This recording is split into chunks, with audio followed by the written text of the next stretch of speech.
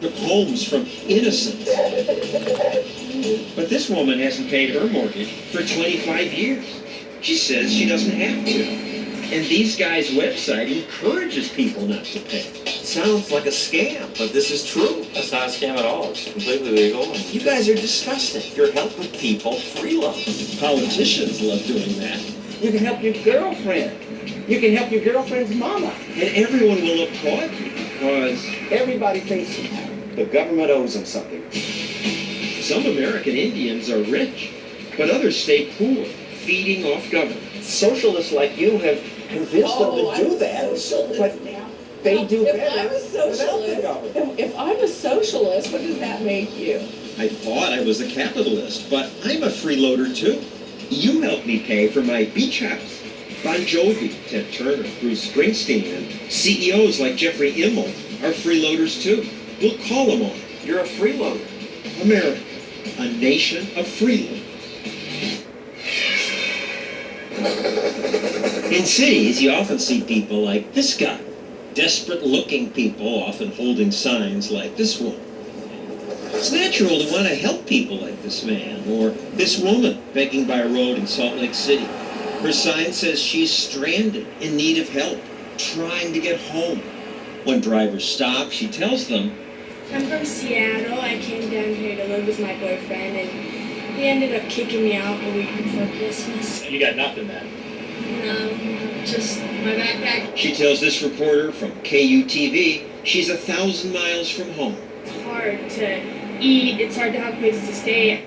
But then the cameraman quietly followed her and found she actually lives just 2 blocks away in this house. In the morning, she'd go shopping with a nice coat and purse, and then in the afternoon, she changed clothes and walked 2 blocks to the highway off-ramp and took out her son. People gave her money.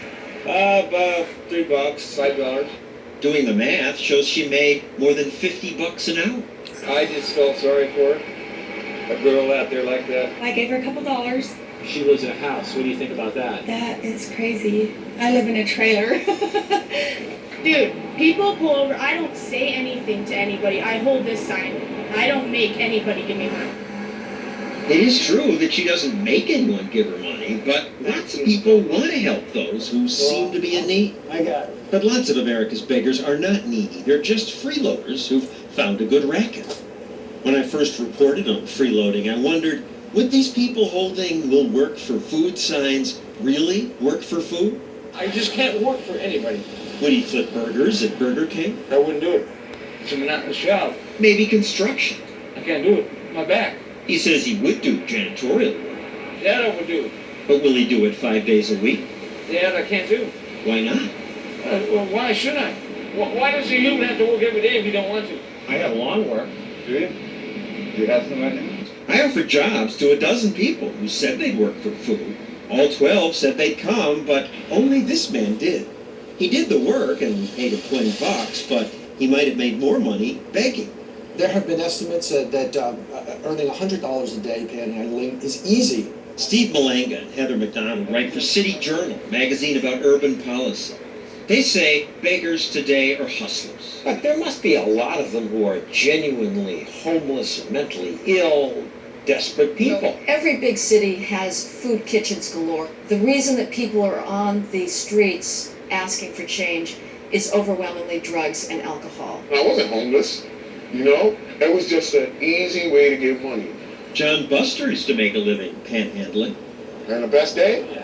Maybe about $150. Did he have trouble finding a job? I didn't look for no job. You know, so that was my job. Panhandling as a job is common in some places. Here in San Francisco, packs of young, healthy kids beg for spare change. Spanging, they call it. Gotta survive, you know. Gotta eat, gotta drink. An art student from Stanford interviewed some of the kids. Wake up in the morning and start drinking. Go to bed. Do it again. That's pretty much it. They have the most deep-seated sense of entitlement that I've ever come across. Want to be able to sit where we want to. It's our home, man. Nobody's gonna make us leave. Punishing homeless people for being homeless when insufficient shelter space is unavailable. America's so-called homeless advocates often say government should solve this problem by spending more on social services, shelters, subsidies for affordable housing, jobs programs. This is a solution that is utterly irrelevant to these kids because they're not planning on settling down. They don't want housing. We really rely on the generosity of others, and there's some very generous people. There sure are. Thank you so much, sir. This beggar thank collected you. $8 in less than an hour. Past minimum wage. Can you help me, man? That's me, with a beard. Thank you. Since people wouldn't give John Stossel money, I hired this makeup artist to transform me into a beggar. She glued a beard to my face. Then I put on some old clothing. You ready to freeload? It's the new John Stossel. I hit the streets and started begging. I didn't want to get in anyone's face, so I didn't beg aggressively. Most of the time, I just sat on the sidewalk. At first, I tried the basic, homeless and cold, anything will help, son. Little help? It worked. A little bit? This woman gave me food. Oh, thank you very much. A little food. I even got offered a cigarette. No, thank you. This man gave me some change and a job offer. Listen, if you're looking for a little work, I need somebody to hand out flyers. You know, if you're around, I'll see you tomorrow. And Here? some work. Yeah. Thank you. After half an hour, I switched to this sign. Can I get a beer? I'd seen beggars trying this more honest, or you might say funny approach. I didn't think anyone would give this guy money, but I was wrong. Thank you. You know, I'm a beer drinker myself. Yeah, thank you. I made just as much money with my beer sign as I did with my cold and homeless sign. Some people wanted to take my picture. That's funny as hell. Can I have a picture with you? Sure. My girlfriends will think that's too cute. I'll buy you Okay. a beer. There you go. You get it? Jenny got a crack up. We caught up with the people who gave me money, gave them their money back, and asked them, why did you give? It's kind of cold outside. I'm pretty cold myself, so I'm thinking about his situation. I don't know, that guy looked pretty needy, I suppose. I just begged for an hour, but I did well. If I did this for an 8-hour day, I would have made $90. $23,000 for a year. Tax-free. That easy money is why cities are filled with panhandlers. Individuals respond to incentives. If that incentive includes giving them money for no work, there'll be more of them doing that. And the people who give, They're doing a very bad thing. They are merely perpetuating somebody's misery. As long as they can stay on the streets getting money for drugs and alcohol, they're going to. And they're enabling a very self-destructive lifestyle. You're just right-wingers who are not compassionate. Some of these kids, adults, Must be in need. Some are, but the proper solution for that is not to keep enabling a lifestyle that to just eventually walk is going to right by, just ignore them.